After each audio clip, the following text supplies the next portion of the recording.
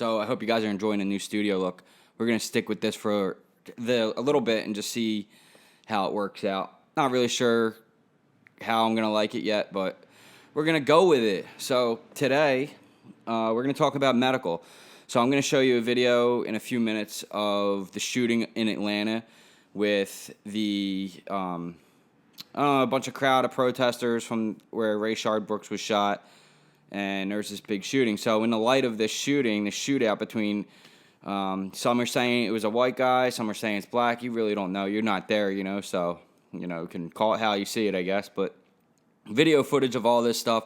There's even actually people saying that it's fake because of the simple fact that the girl remained extremely calm when she got hit in the leg, and then she had a tourniquet in her backpack, which to me, you guys know, you follow Hard City, you're a subscriber here at this channel, more than likely you got a tourniquet in your backpack, because that's just what we talk about here, we carry tourniquets. So this is going to be about medical. We're going to talk about some medical stuff and try to keep you guys safe out there. We're going to also talk about some things you can do to avoid these situations, and how to get out of them, and there's some other things I'd like to point out in this video where, because there's people saying that it's fake, and one of the reasons, the biggest thing that I saw that you could call it that is just the people who are, just walking around like they don't even hear the gunshots. And I thought that was a bit strange, I'll have to admit, because, when you hear gunshots, what is your first instinct when you hear a gunshot, right? Just ask yourself that question. What would I do if I heard a gunshot? What would be my first thing I would want to do? And the answer to that question is get cover. Now, the guy with the camera was smart enough to say, hey, get behind the car, and you'll see that in the video. And, he's talking about a guy with an AR-15 across the street. And the reason why I know the guy he's talking about has an AR-15 is because there's another video of him following this guy and say, look at that, that's what's up, this guy's got an AR. He's a black guy, he's just walking down, the highway or the street, looked like a 2-lane highway. I guess you could call it that, or it's a highway or road, whatever it is, in Atlanta where that Wendy's is. And he's just walking along down the street, black guy with an AR-15, and there's not a cop in sight harassing him or anything like that. So this notion of people saying that if you're black you can't do that is wrong. It's still your Second Amendment right to protect yourself, because there's people driving by shooting at them. So, I have no problem with these guys out there protecting themselves. If they didn't look like they were bothering anyone. It just kind of looked like somebody drove by and had some hate towards them or whatever. And, I wasn't there, so I'm just calling it how I see it. That's what it looked like to me. It looked like they're out there. Somebody didn't like the fact they were out there, and they took shots at them. So a couple things I like to point out. Hats off to that girl for remaining extremely calm. Now, that wasn't a straight shot to the leg. I think it sounded like there was multiple caliber of rounds being shot. It sounded like an AR-15 towards the end. Sounded like even maybe an auto shotgun at some point. And then maybe a 9mm, and then a real heavy, something heavy, like maybe a 50 or a 45 was in there. There was a bunch of different rounds being fired. I know for sure some of the slugs he picked up looked like 45s, or they could have even been 50s or 40s. It's hard to tell on camera like that, but they weren't 9mm shells. You heard some cracks that maybe even sound like a .22 rifle. And the thing that hit her, you can hear it wisp by the guy's camera, and then you can hear it split her leg. And I think that wisp part, and right before the split, you hear it make another sound, and that's because it was a ricochet. So she's very lucky she caught a ricochet, and she's also very intelligent for having a tourniquet in her bag. So for the guy who's like, oh, that's fake, who carries a tourniquet? Well, everybody carries a tourniquet. This is 2020. Any smart, able-bodied human being on this planet is going to carry medical gear. So guys, if you're going to these protests, and like I said, I have no problem with these protests, but if you're involved with burning things and looting and rioting, that's a different story. But protests, if you're out there protesting and you're putting yourself in these situations, you need to be prepared, and you should have tourniquet, you should have chest seals, you should have cell locks, you should have gauze, and you should have a trauma kit, a well-rounded trauma kit, not a Band-Aid and some, Neosporin. I'm talking about a trauma kit. So hats off to that girl for being real calm, having a tourniquet. She's probably a medical personnel or something. She was so calm about it. She's like, I have a tourniquet. She pulled out her backpack.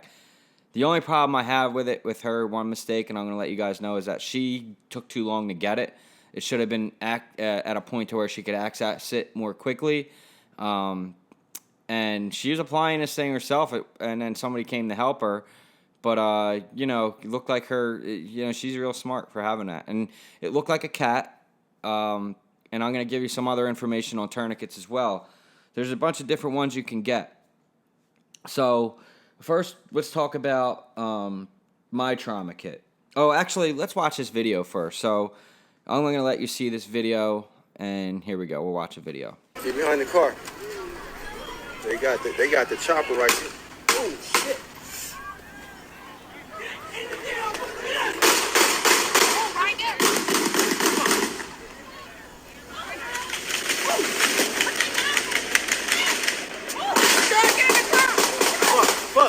Get down.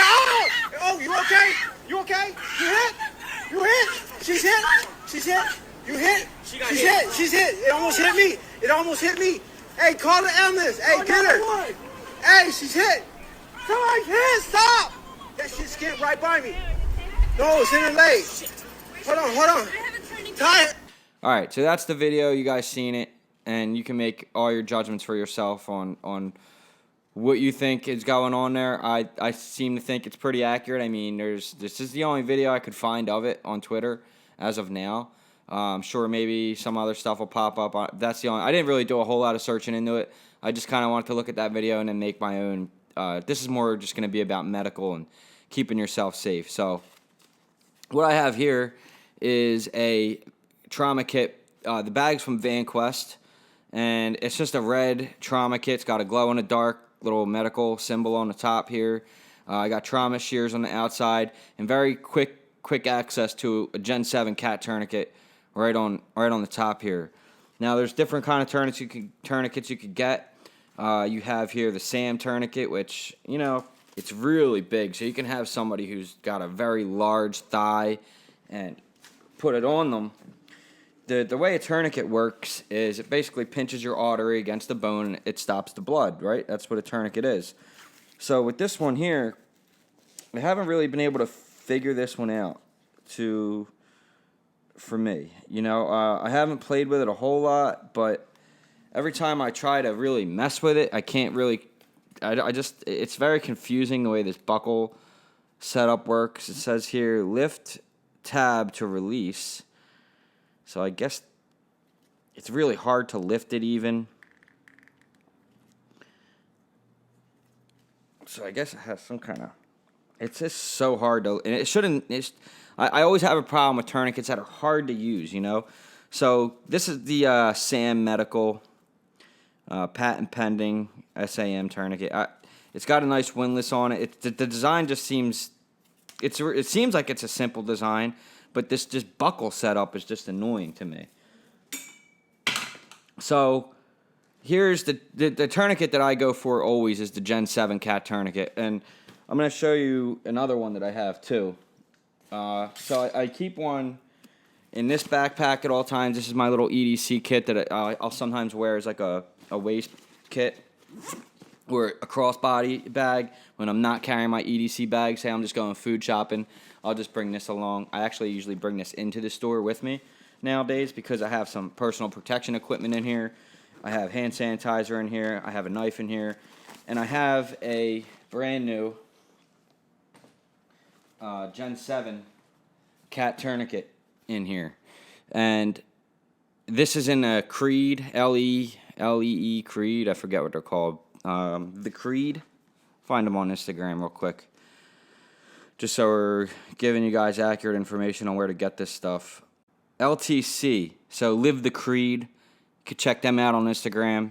I'll put their link below for their Instagram. And you could get the Gen 7 tourniquet on their website if you follow the link from their Instagram. And that's what this sleeve is. So the sleeve has a Maxpedition little clip. So, you can clip this thing to your belt or whatever, And then the sleeve itself, you can run through a belt and have it just on your belt or wherever you want, or on a backpack. Like I said, I just leave it in my little waistband EDC bag. So this is the Gen 7 cat tourniquet. I keep one of these basically everywhere. Like, so this kit that I have here is always in my pickup truck. We're gonna get deeper into this in a second, but right now I'm just gonna talk about these Gen 7 cats. You could get these at North American Rescue. You can get these at shopskinnymedic.com. I think his website's called Medical Gear Outfitters. I'll leave all these links below for these guys.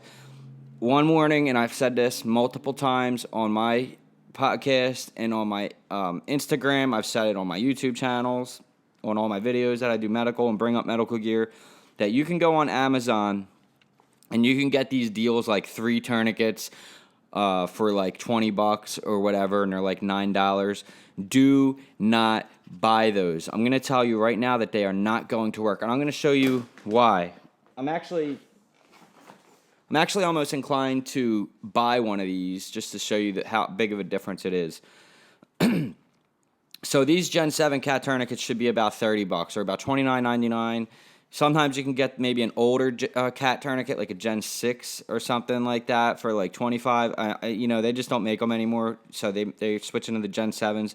It's just got a better design. So these are both Gen 7s, and then I have one at work. It's an orange Gen 7 that's in my actual work bag, because I work around heavy machinery and big equipment, and somebody can easily get cut real bad, easily rip an arm off, getting stuck in a machine. God forbid that ever was to happen, but I just like to keep tourniquets everywhere. God forbid an active shooter came in. You never know. Because in that medical kit, I also keep chest seals and some cell locks and stuff like that, just in case, puncture wounds, whatever. You just never know. So the Gen 7 cat tourniquets, guys, they are the ones you should get. And now I'm going to show you exactly what this thing should look like. So stay away from those ones on Amazon that are like, $20 for 4 of them or whatever. They're just going to be fake. They're not going to work. All right, so let's talk about another medical kit that I keep in my actual backpack. So at all times, I keep a med kit at all times. There's some kind of trauma kit around me at all times. This is a Maxpedition Daily Essentials pouch, which I basically made into a trauma kit.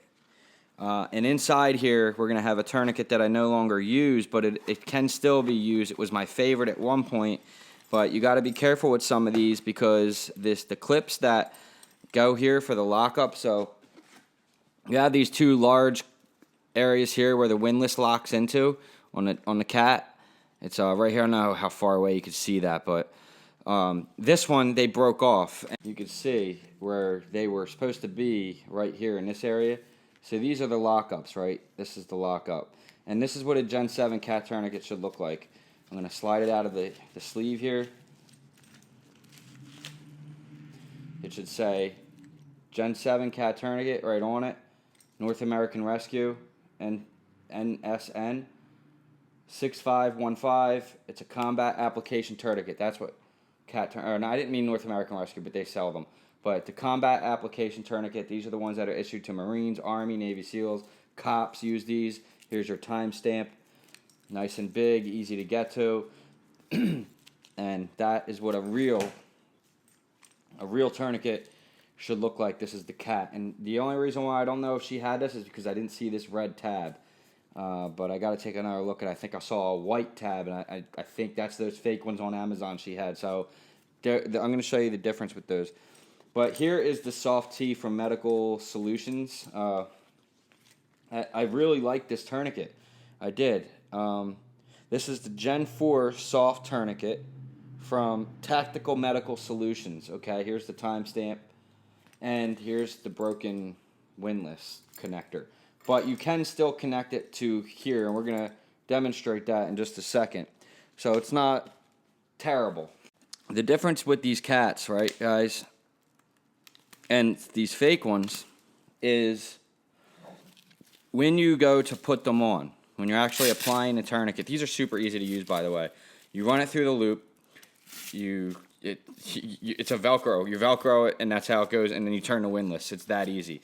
All these ones with these buckles, this one's pretty easy, but it's even hard to get this one through the buckle sometimes. So, but the fake ones that you'll see on Amazon, the biggest difference with those is the fact that it takes, like, to this one, you know, we'll put this, we're just going to do the leg because it's too hard to try to do a demonstration on myself, on my arm. And this one also opens up super big, wide. You know, look how big that is. You can get this on a very large person. Anyway, you know, say you had to put this here. And by the way, if you don't know how a tourniquet applies, if you can't see the wound, just put it up to the highest point on the limb. If you do know where the wound is, go 3 inches above. Okay, 3 to 4 inches above. But if you can't see it, say there's jeans or whatever, you don't want to cut through. Like, she took a ricochet shot up high on the thigh, so you want to put that up high here. And let's just, for shits and giggles, say, put it as tight as you can here. You're turning that windlass maybe one more time. Ooh, yeah, that's it. And you're locking that in there. Boom. And, ooh, man, that's going to, I don't want to hurt myself. So, you know, what was that? 3 turns, maybe 4 turns. With a fake one, you'll be turning that thing 9, 10 times, and it still ain't going to do the trick. And then it's got a chance of snapping and breaking. So that's the big thing with the cat tourniquets. They're very efficient. I think you have about up to 9 hours before you could do, or maybe it's even 24 hours. I got to look that back up. I kind of forget how long, but you know, people say, oh, we're tourniquets. If you don't know what you're doing, you can hurt somebody. They can lose their limb. That's old technology. It's, you know, nowadays doctors and stuff, you know, they have it's just different now. It's old. That's outdated information. So if you use these tourniquets, they're nice. So I think what part of the problem is with people with the other kind of tourniquets and stuff is they're not thick enough.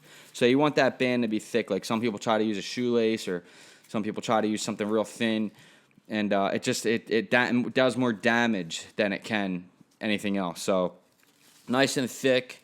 It only takes a couple of turns, and that thing's cutting off that blood flow. And that's essentially what you're doing. You're cutting the artery. You're pinching the artery up against the bone, okay? And that's essentially what you're doing with a tourniquet.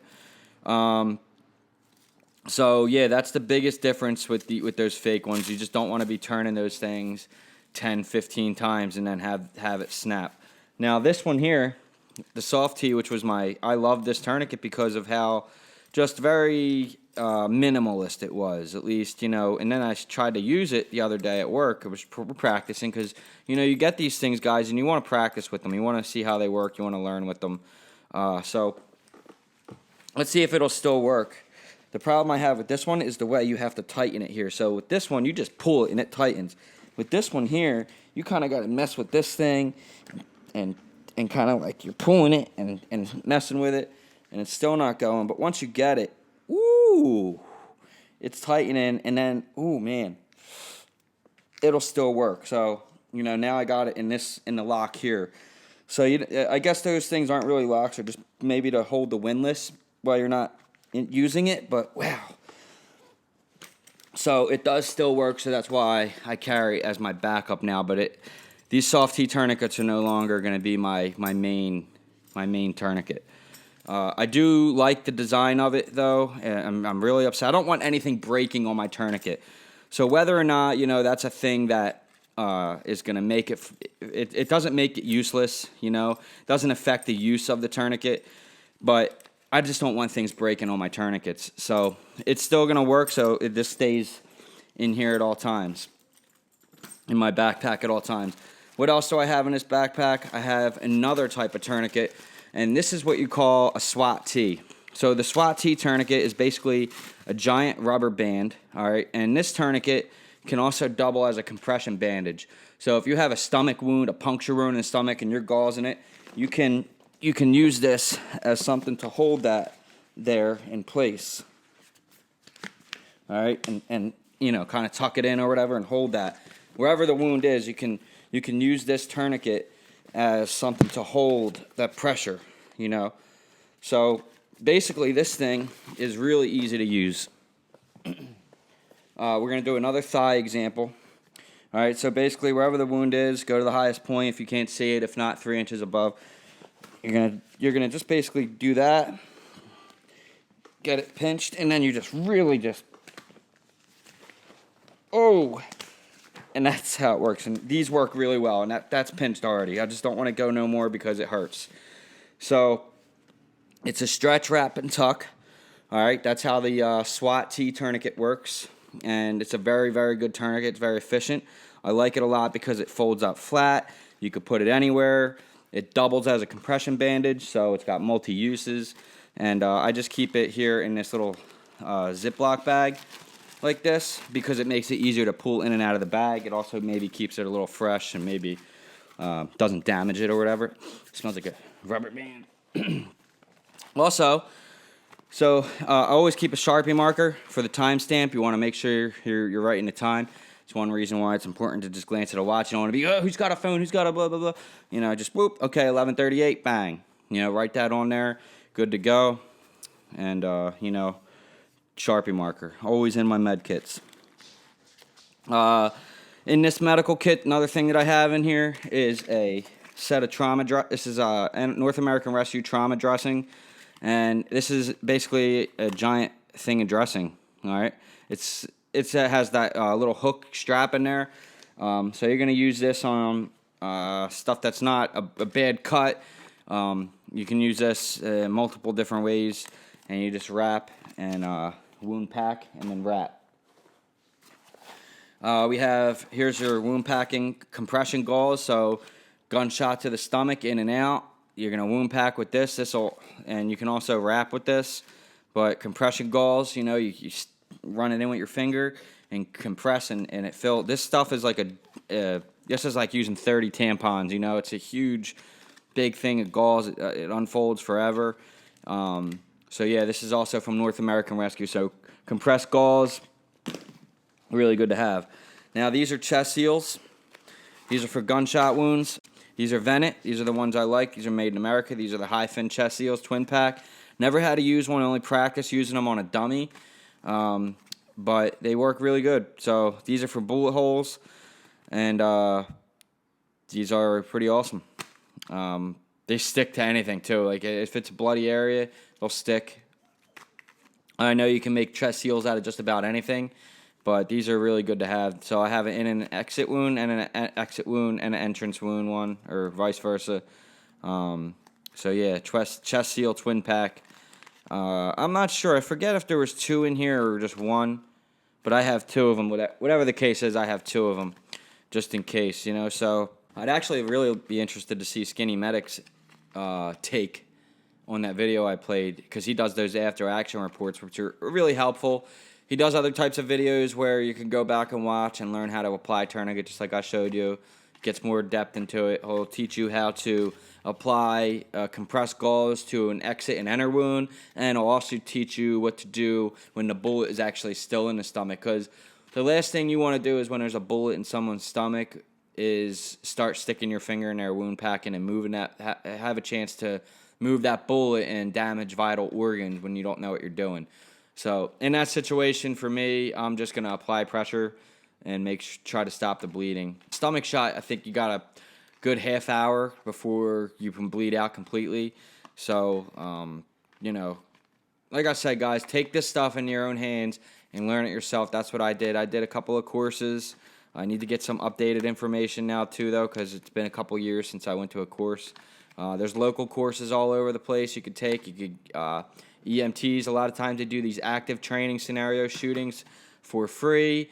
You could just go and show up, and you know you get some training on active shooter situations, what to do, how to apply tourniquets, how to apply an Israeli bandage, how to apply chest seal, how to apply compression gauze, how to wound pack, how to apply pressure and the right pressure, and what to do with different wounds in different scenarios is a big part of it.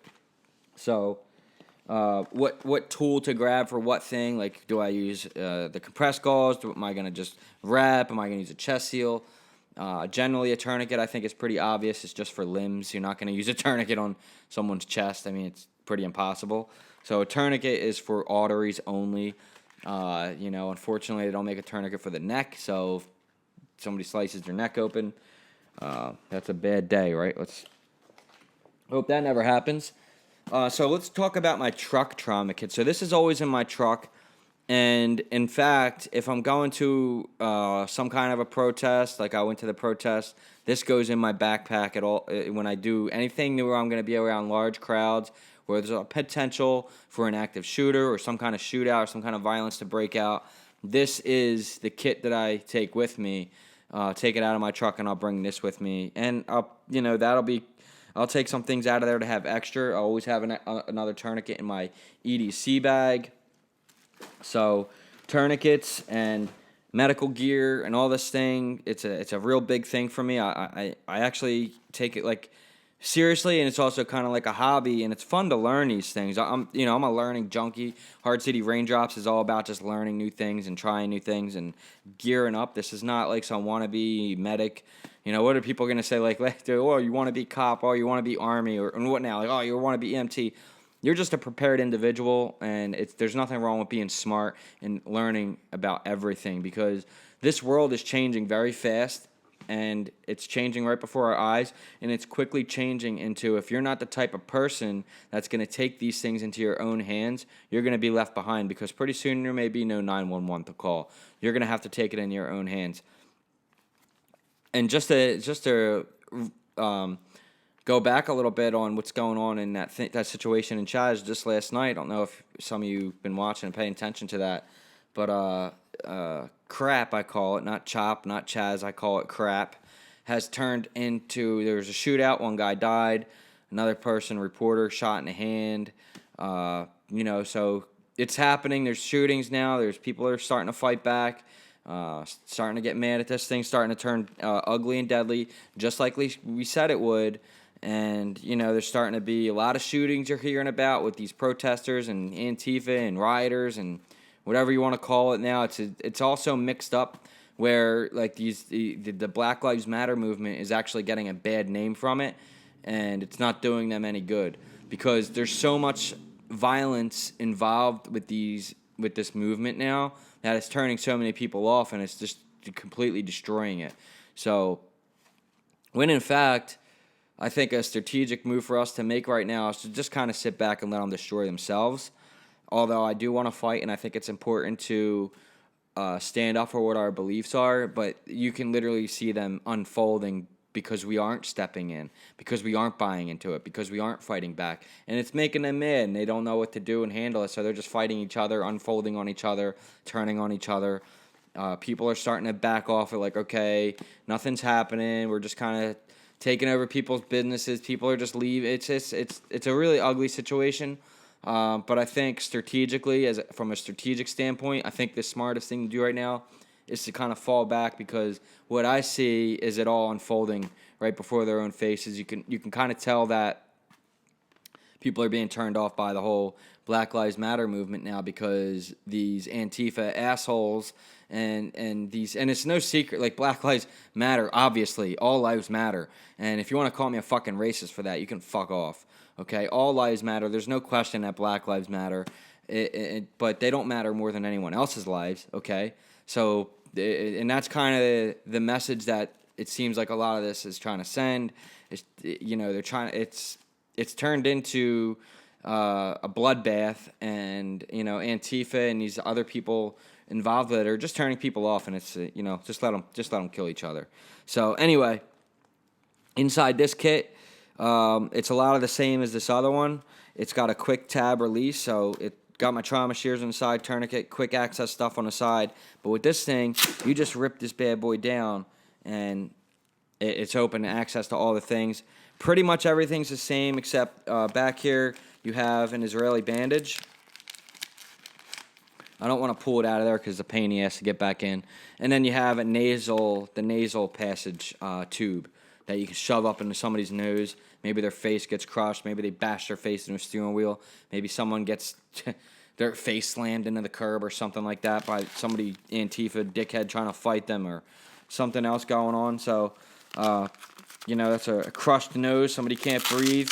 You're going to shove that down that nose and lube it up, and they'll be able to get air into their lungs, which is vital for life, okay, to breathe. So yeah, that's about it for trauma and medical. Guys, keep this stuff handy. Learn it. Don't take it from me. Like I said on my last podcast, you need to fact check things. Okay, so like, not that I'm saying you need to medical is important. You don't need to fact check medical, but don't take from what I'm showing you. Go and learn this stuff yourself. Just that quick thing that I did right there isn't teaching you how to use a tourniquet. Go get one. Go practice. Watch some medical professionals do it. Go take some courses. If you're going to the shooting range, like I'll throw one of these in my range bags at all times. There's already a tourniquet in my range bag, which I did forget to mention. So yeah, guys, that you go to the range, you got to keep medical on you. Medical is so important. I don't see enough people talking about it. But in light of what's been going on with these shootings and stuff, and I seen that girl pull out that tourniquet, and I thought to myself, well, now that's a smart human being, but I don't know how many people, they're like, oh, she had a tourniquet, that must be fake. No, she must be a subscriber to my channel, actually. So, it's just one of those things where some people are just smarter than others, So, that for that guy that thinks that's fake because she had a tourniquet, like, dude, it's not fake. These are just people who know what they're doing, who take it in their own hands, who are very smart. She knows there's a very good likelihood that she's going to get into some kind of altercation. She's putting herself in that position. She's very smart for doing that. And the fact that she remained as calm as she did, it tells you that she didn't get the straight shot to the leg, because it was a whole different story if it was a straight shot. It was a ricochet round, and they did say that on camera. So, but yeah, take those things in your own hands, and it's you should be fine. So that's about it. I think that's going to be doing it for this video. I hope you guys like the new background. The new setup. We're going to roll with this for a little while and see how it works. We'll do tabletop reviews. Tomorrow I got a review on a knife and something else I wanted to show you guys. I forget what it is. But we'll go upstairs and do some stuff too. So I got both areas now operating, whatever I feel like doing. So it's going to be fun to just change things up a little bit. But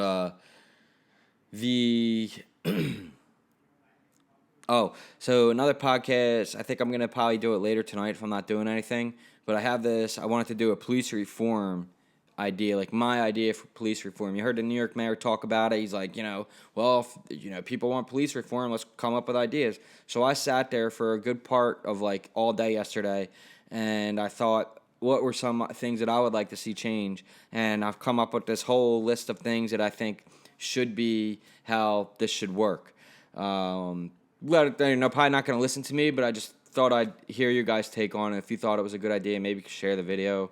Maybe that information gets out there more or less. But I think it's a pretty good idea, and we're going to release that video later on today. I'm going to do the video later on today when I get home from work, and then put the video out tomorrow. So, anyways, thank you all for watching. I'll see you in the next one. I love you all. Peace.